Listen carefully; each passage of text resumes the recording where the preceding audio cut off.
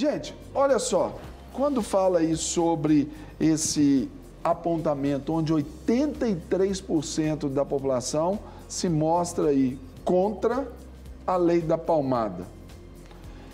A gente pode pensar aqui e defender de vários aspectos, né? Essa questão do castigo físico, por exemplo, que não é aconselhável, não deve ser feito, mas a gente também tem um contraponto. E eu gostaria que vocês comentassem para a gente exatamente isso, sobre aí o viés da ciência, aí o que nós podemos dizer com relação a isso aí, Roneida? Tá, vamos lá. Vamos começar então a gente pensar o seguinte, que tipo de educação que nós queremos dar para os nossos filhos? Será que é uma educação punitiva? Eu acho que essa reflexão, Serginho, é muito importante a gente estar fazendo dentro da família, né? Pai, mãe, como que nós queremos educar os nossos filhos? Então, eu acho que a conversa, o diálogo, essa troca de informações é muito importante para a conscientização desses pais, de como educar esses filhos. É claro que tem um momento, né, do desafio, daquele momento que os pais não sabem muito bem o que fazer com determinados comportamentos da criança. Agora, neste momento é que eu acho que entra a importância da conscientização. Né? E quando a gente vai colocar a questão hoje, que era o tema específico, né, do Estado, será que o Estado ele pode interferir nessa educação? Como que o Estado pode interferir?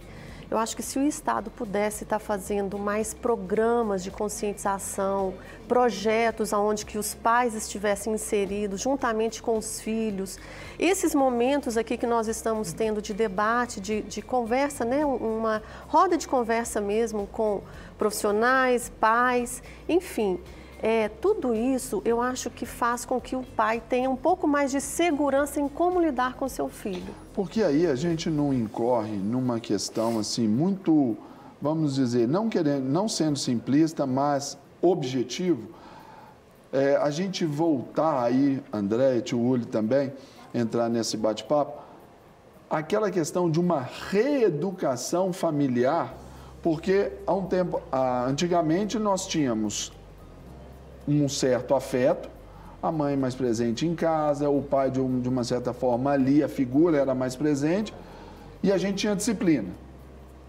Hoje, retira-se a disciplina por uma intervenção do Estado, ainda que não só limitada à palmada, mas também concorrendo aí com a ausência da mãe, do pai, essa carência do afeto. Você acha que não é o tempo até para essa discussão, ela não volta para esse princípio?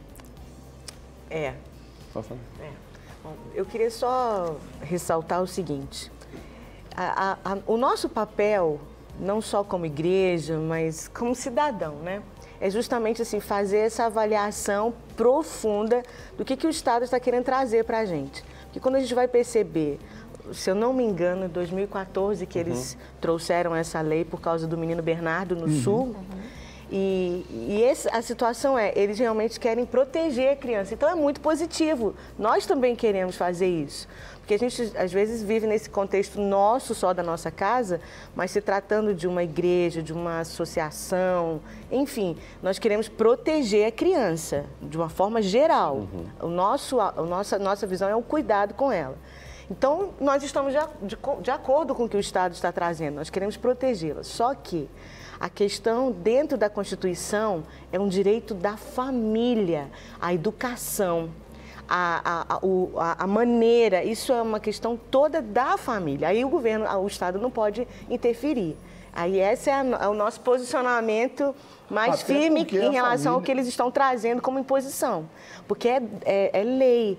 Está na Constituição, que é direito da família, a educação, a criação.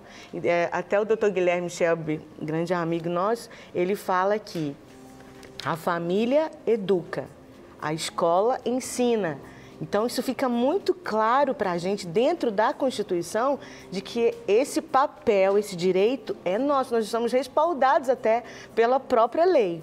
Agora, trazendo algo novo por conta de um caso, e não é um caso isolado, é um caso que aconteceu que se tornou público. Mas quantos Bernardos estão passando por isso? E, na verdade, eu concordo plenamente com a Roneida. a questão de estarmos cuidando da família. Porque a criança, ela é só essa esponja desse reflexo todo do que está acontecendo dentro de casa, desse desequilíbrio, dessa ausência que o senhor citou aí, da nossa época, né? Da presença do pai, aquela figura firme, aquela presença da mãe que vem ali consertando talvez a dureza do pai, a doçura da mãe. Então, hoje a gente percebe o retrato de uma família hoje dessas figuras que não estão mais presentes.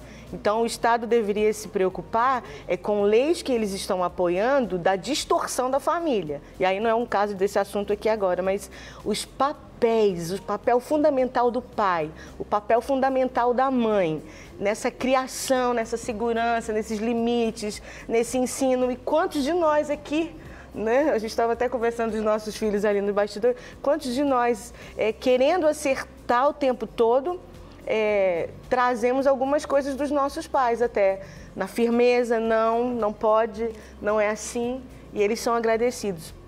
Eu até falei que eu lamento não ter trazido esse estudo, mas acho que uns 3 anos atrás eu participei de uma entrevista onde o psicólogo dizia que a nossa geração dos anos 70 é uma geração mais forte. Não chora por qualquer coisa, não entra em desespero por qualquer coisa, porque justamente fomos ensinados, não quero dizer dos recursos que minha mãe usava para me ensinar, não é esse o caso, mas a firmeza foi fundamental para passar por tantas coisas difíceis que às vezes a sociedade, o Estado traz e a gente tem que ser forte o tempo todo. A doçura e a educação da Andréia faz com que ela coloque dessa forma, você mais grosso. Quem manda na minha casa sou eu. Opa! Vai lá. Olha controvérsia. Deixa a Sueli saber disso. Na verdade, esse percentual que a gente vê, né, numa matéria tão polêmica como é a Lei da Palmada, você vê 83% da população não concorda. E eu acredito que, como elas disseram, não tem que concordar mesmo, né? É função da família estabelecer isso. Agora, tem umas coisas que a gente precisa esclarecer, né? O pessoal às vezes confunde Lei da Palmada com espancamento de crianças, né? No Ministério eu visito muitos abrigos que eu vejo a tamanha violência que essa criança foi tirada dos pais. Isso se chama violência, né? A gente está falando aqui de educação. E a gente sabe também que cada casa existem formas melhores, talvez, né? O cantinho do pensamento, você infringir... A perda de um privilégio, exatamente. Você infringir uma regra, então você não vai perder um privilégio. Te cortando, mas já cortando. Até a expressão, às vezes, que os pais usam com os filhos vou te colocar de castigo. Não é isso. Eu vou te dar uma disciplina, vou tirar aí os direitos. E a violência verbal também, né, André? Você não presta para nada, você só me faz passar nervoso. Arrebentar o seu corpo. Sim. Você sabe que eu trabalhava numa empresa e a empresa me mandou para um treinamento fora do país, no México. E aí, depois de ambientado, fui visitar algumas lojas evangélicas e encontrei uma varinha numa loja de vários modelos, de madeira, de acrílico, de plástico, escrito assim na varinha: ensina a criança no caminho que deve andar. Aí eu perguntei assim para a balconista: tem saída? É decoração? Ela olhou bem sério e falou: não, é para instrução. Sim. Eu falei assim: quero uma. Ela ficava lá em cima, de um armário, nunca foi usada, mas aquela varinha tinha um respeito. Só falar. A Nena e o Cacá falar assim: quer ir no banheiro? O que acontecia naquele banheiro, gente? Não espancava, não. Mas eu pegava firme, olhava no olho e falava assim: olha, você está fazendo isso. Aí é a firmeza. Mas não era espancar. Até hoje, às vezes, eu brinco ainda, quer ir no banheiro. Mas quando a gente fala sobre isso, vai muito desse tato, desse contato, dessa sensibilidade. Porque, por exemplo, algo que eu sempre também ensinei aos meus filhos foi isso. Você precisa também ter disciplina para receber a disciplina. Por isso que lá em casa não era o banheiro, eram os quartos de cada um deles.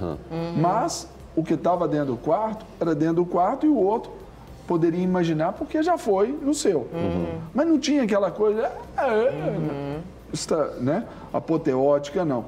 Então isso também vale pela cultura e do que a família, o meio familiar, o núcleo familiar dessa família, vive, né? E busca. Né? É igual a André estava colocando aqui agora há pouco, como fazer com que como que os pais agiam antes, né, e os filhos obedeciam. Então, assim, se a gente for imaginar, o não de antes, nós conseguíamos ouvir. O não de hoje é mais difícil para as crianças ouvirem.